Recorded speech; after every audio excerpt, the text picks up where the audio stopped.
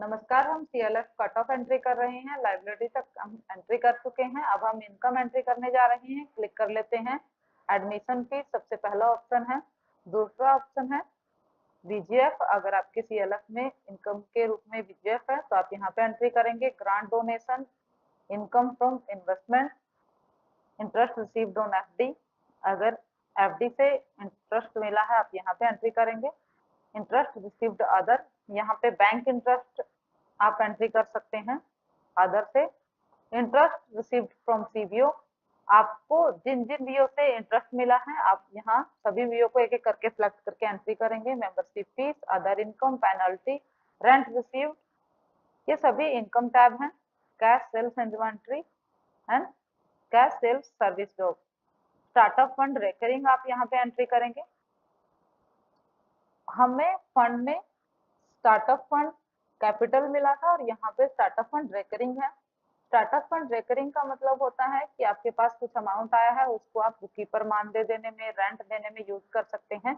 वो आपके लिए इनकम और एक्सपेंडिचर होता है। आपके पास इनकम होती है सरलम से और फिर वो एक्सपेंडिचर हो जाता है। तो यहाँ पे स्टार्टअप फंड रेकरिंग दिया गया है इनकम में, और स्टार्टअप फंड कैपिटल दिया गया है इक्विटी में, क्योंकि स्टार्टअप फंड कैपिटल आपके लिए इक्विटी होती है।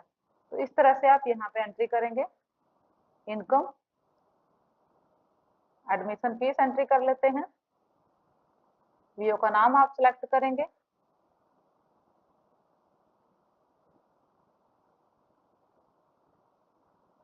अमाउंट आप सिलेक्ट एंट्री करेंगे।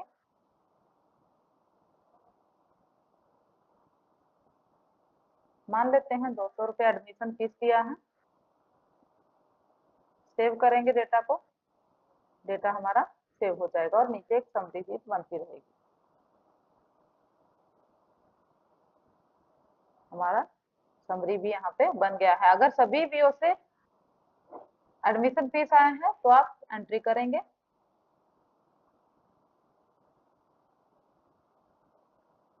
अदर इनकम ऑप्शन भी यहाँ पे दिया गया है।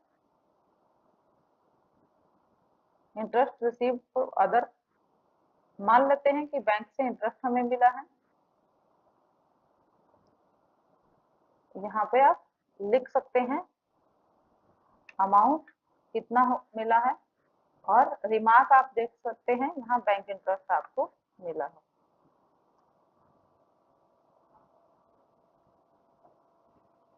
ग्रीन टिक पे क्लिक करेंगे, एंट्री आपकी सेव हो जाएंगी। एंट्रियां सभी सेम है। इसी प्रोसेस से आपको सेव करनी है। इसी तरह से आप इनकम एंट्री कर सकते हैं। धन्यवाद।